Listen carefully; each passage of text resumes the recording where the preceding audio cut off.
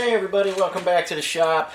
As you know, on the last project, it didn't work out, and the CJ3A project is leaving here pretty soon.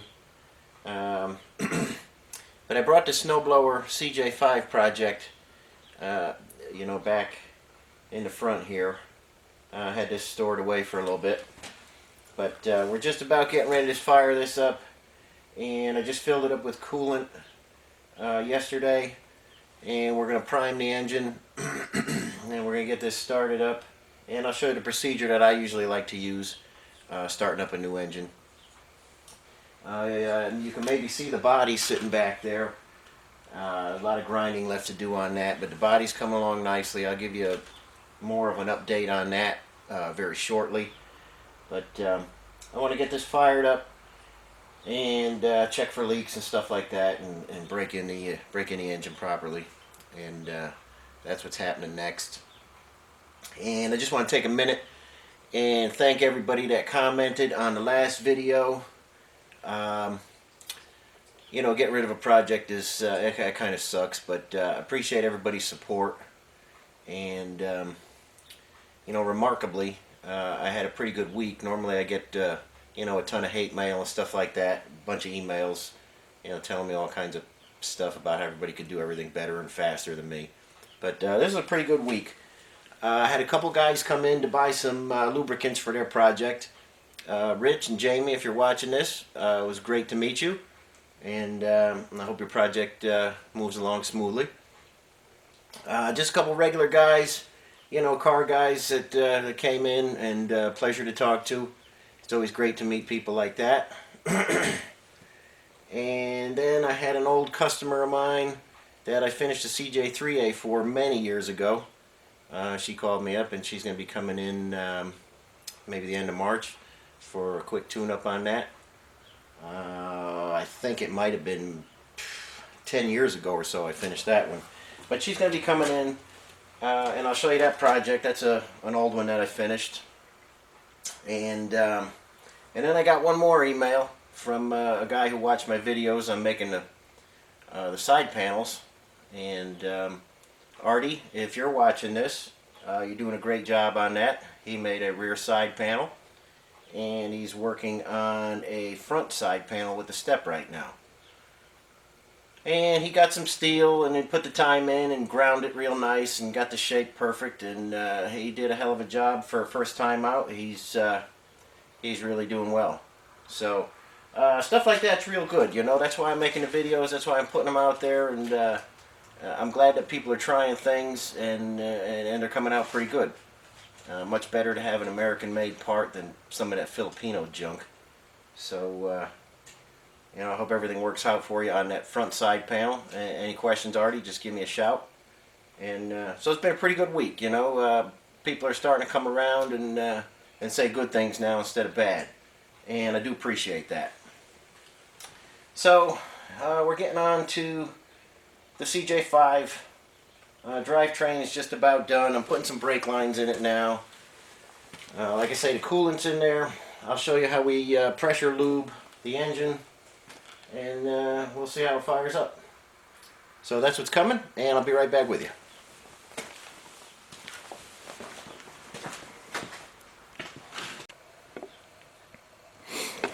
Okay guys, on all my restorations and rebuilds and stuff, my first choice of coolant, when you can find it, is the Shell Rotella ELC. That's extended life coolant. It's a red coolant, and you could always identify it because it is red. And this will last, you put this in, this will last the life of the Jeep. They developed this for diesel engines when the coolant was kind of eating away the metal, and Shell came out with this extended life coolant, and it really is wonderful.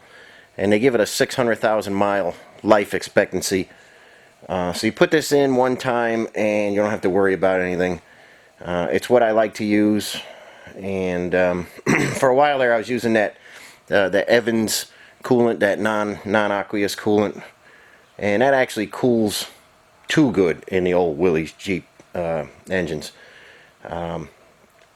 That was developed by a guy right here in Connecticut to help with that Corvette cooling problem. and it's wonderful stuff, but it's difficult to use because you can't really get a lot of heat out of these engines. You know, they run about 140 degrees when you use that coolant, and you have to be completely not even a drop of water in your system, and it's good for some hot rods and stuff like that. And like I said, I tried it on the Jeep vehicles, but I got away from that because, you know, you got to take your thermostat out and put a plate in there and keep drilling holes to get the right thermostat temperature. And like I say, if you have a cooling problem, that is great stuff. But just for regular rebuilds and stuff, the Shell Rotella extended life coolant is my personal favorite. I've been using it for years, and if you can find it locally, that's good. But if you can't, you could just type it into the Google box there, and it should come up. People out there will have it. Somebody will have it. It's hit or miss around here. Some guys carry it, some guys don't. But you can just order it online, and I'm sure you'll be real happy with it. And I usually do about a 60-40 mix, 60% antifreeze, 40% water, and I think it takes you down around minus 30 for freeze protection. So it works real good, and if anybody's on the fence about what coolant to use, this is definitely the good stuff.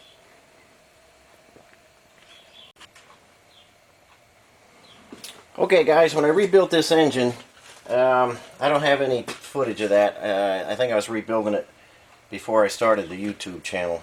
It's been a while. But the engine that came out of that Jeep, it had 108 miles on it. So I thought it was going to be a good runner, and I thought, you know, it ran and stuff. But I said, well, let me get in there and change the gaskets and seal it up real good. And when I got in there, there was a lot of sludge in the oil pan. The bearings were not bad, but they weren't real good. I wasn't happy with it. There was so much sludge in the pan that the oil pump gear cracked. So I decided to completely take it apart. I polished the crank. I put new rings in. I honed the cylinders. Camshaft was good. Tappets were good. All that stuff was good. Put it back together. Like I said, new chrome rings, rod bearings, connecting rod bearings, main bearings, new cam bearing, new valve guides, new valves. A rebuilt oil pump. I like to rebuild the original oil pumps when I can, because for some reason oil pumps are another one of those things that manufacturers just aren't getting right these days, and they're not lasting. So it should be a real good engine. Now, break-in the engine. You don't need a break-in oil to break in an old engine like this. I use the Royal Purple break-in oil because it's high in zinc and phosphorus. You know, the ZDDP is very high in that. This is strictly for breaking the engine in. This is basically the first half hour of your engine's life is going to get this stuff. And it works great. And it's strictly for breaking in. Now, we've got the same cam and the same tappets and everything, so it's not like a brand new cam and new lifters, you know what I mean? So I'm not too worried about that, but we're still going to put the break-in oil in there, get those rings seated real nice, and after about an hour of runtime, we're going to drain that out. And this is a 1030. I like to break in with a 1030. And we're going to go to some Lucas. This is a 1040, and this again is high zinc, and it's made for the older vehicles, and you know, it's very shear stable. It's not going to break down at temperature and stuff like that. Very high quality oil. So we'll run on a break-in oil. We'll dump that oil. We'll change the filter. We'll fill it up with this Lucas, and we'll put a fresh filter in there, and we should be good to go. Now, before we start that engine, this is not type, these L heads, these F heads and stuff, they're not the type of engines that you can spin the oil pump independently and build oil pressure. So you know, like the AMCs and stuff, the 304 and 360 and 401, you could just get an old distributor, put it down in a pump, spin it with a drill, and you get oil pressure. Well, we're going to use this engine pre-luber. Let's see if you can see that. Yeah, I think you can see that okay. We're going to use this pre-luber. Back when I was first getting going,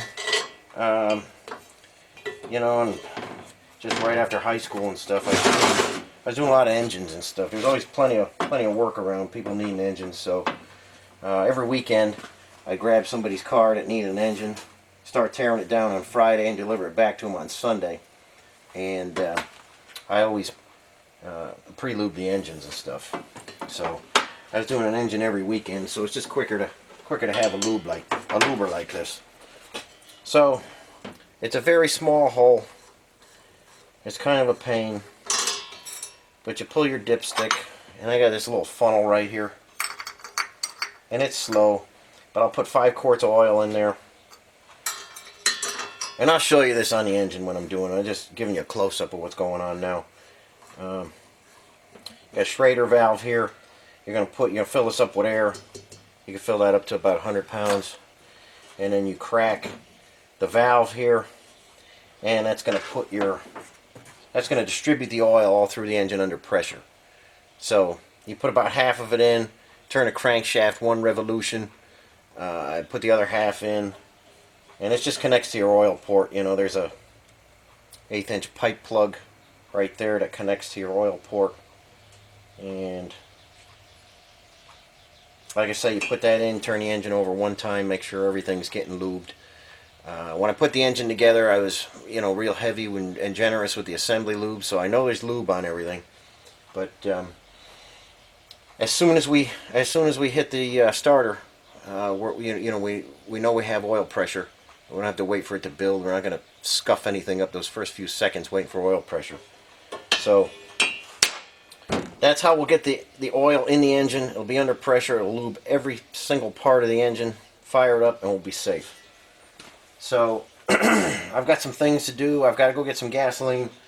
We'll get the break-in oil in the container, and I'll meet you back over at the engine, and we'll try and get that thing started up. We'll get the timing set right, and hopefully everything will fall right into place for us. So hang in there with me. I'll be right back with you. Okay, we've got our oiler filled up with our break-in oil.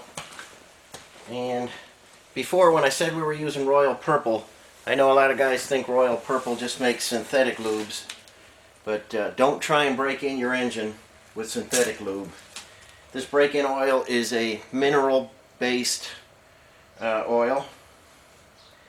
Do not use synthetic oil to break in an engine. And we've got our oil filled up here. We've got our valve closed. We're going to put some air into it. Okay, we're going to fill the tank, and then we're just going to crack that and fully open it. And that oil is going to be flowing right into the engine right now. And I'm going to go over, crank the engine over a little bit.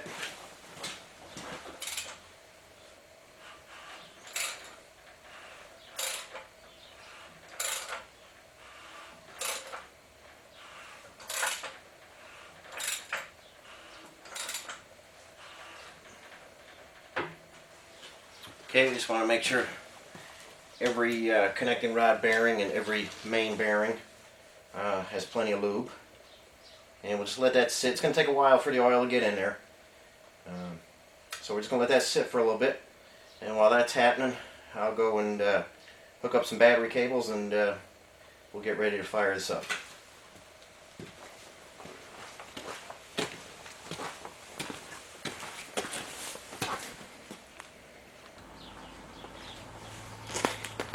Okay guys, I've got this, I believe, close to start, and I've got a lot to do when it first starts up. I'm going to check the timing, get it kind of close. I set the distributor, so I think you can get real close just by setting the distributor cold. I think we're real close to top dead center. Might advance it just a little bit. You probably see some smoke burning off the manifold and stuff like that, and no big deal. I got the oil pressure gauge, temp gauge over there on the other side. You're probably not going to be able to see it. But remember, we pressurized the oil system, so the oil temp, the oil pressure will come right up, and the temp will just watch that come up.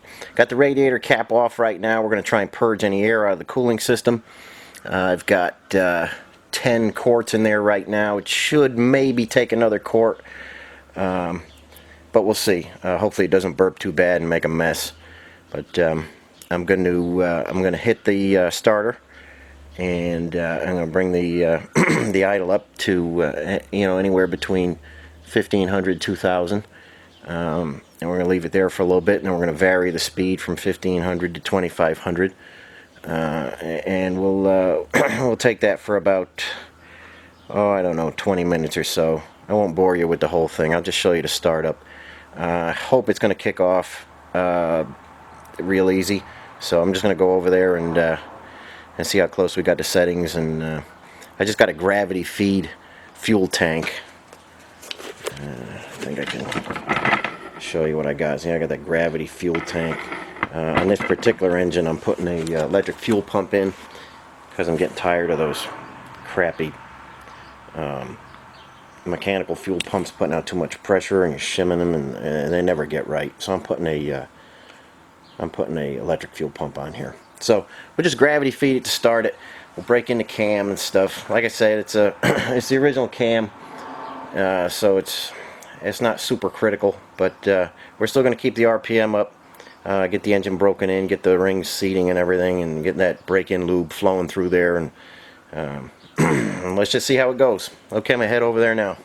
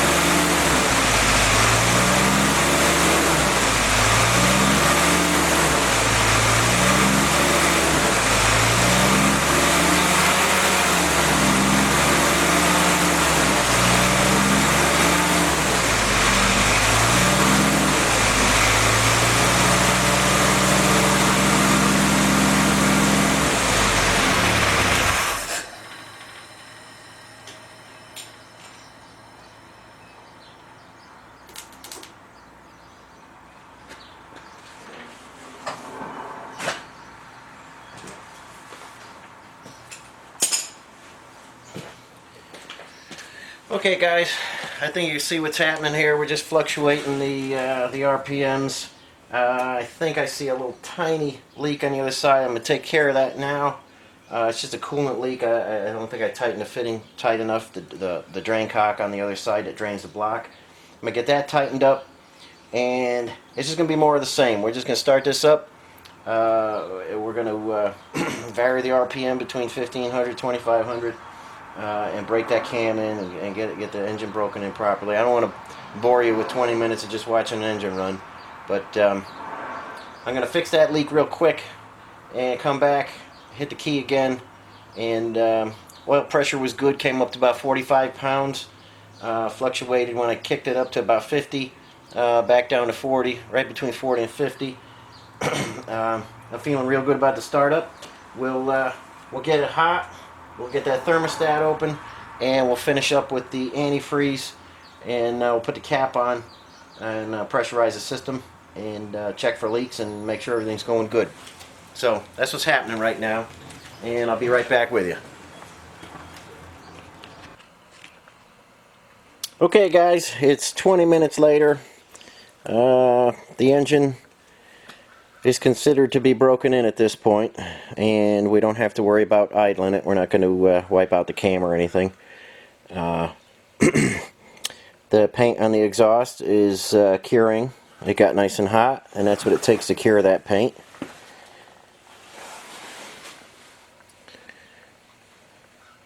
And no big catastrophes. The thermostat opened. We circulated the coolant. When that cools, I will top it off, and that will be the end of that. Our oil pressure stayed real nice. Our temperature stayed real nice. Basically, at high RPM, our oil pressure was between 40 and 50, and came down around 20 when we came back to idle. So I had an old battery to start this up. I got the battery charger on it here and stuff. That's just my aluminum tank that I made a long time ago for starting up vehicles, just gravity feeding like I said before. And I got the timing set to 5 degrees before top dead center, and I got the idle set right around 750. And when I put these engines together, at least on the F head, I like to use a solenoid on there with a push button, and that's handy for when you're setting your valves and stuff. When you're adjusting your valves, you want to just bump the motor over.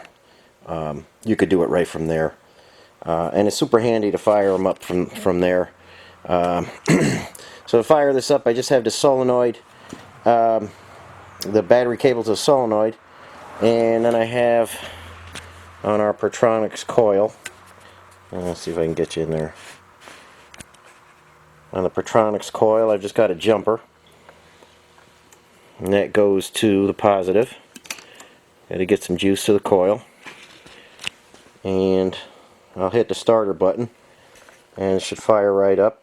And then I'll take you in the back, and if you remember, we made this whole exhaust system and made the muffler, and I'll take you back there, and hopefully the camera will pick up what it sounds like.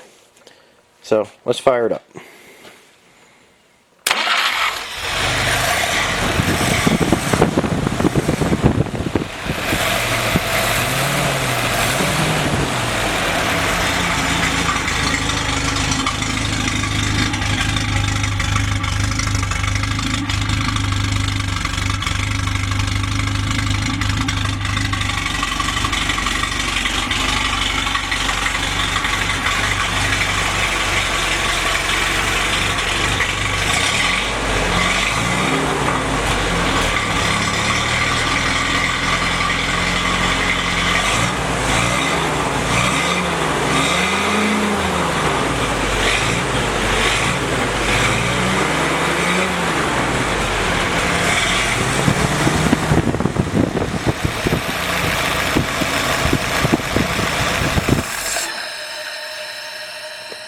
Okay, I hope you were able to hear that exhaust okay. Sounds pretty good for a homemade muffler. I duplicated what the factory one was like. So it's got a pretty good throaty sound to it for a little 4-cylinder. And we've got some free-flowing exhaust there. You remember we used some 2-inch OD, and I believe it was 180 wall thickness. So that's a pretty good sized pipe. And everything is going good. I might fool around with the idle a little bit more. I don't know if I like it at 750. I may tweak the carburetor a little bit more. Haven't made any adjustments to it since I rebuilt it on the bench. I'm going to start this one more time tomorrow and give it another good run in, and then drain the oil and fill it up with the that Lucas oil that I showed you earlier in the video. And we'll change the filter out, get any anything that was wearing, any tiny little metal particles, anything like that, whatever didn't get caught in the filter will come out with the oil change tomorrow. And that's one broken in F-head engine. And if anybody has any questions, just shoot me a comment. And if you like the video, hit the like button, subscribe to the channel. Just send me a comment, let me know what you're thinking. If there's anything you want to see, like I always say, just let me know. Okay, that's all I got for today. Pretty successful day, and I will catch you on the next video. Thanks again for watching.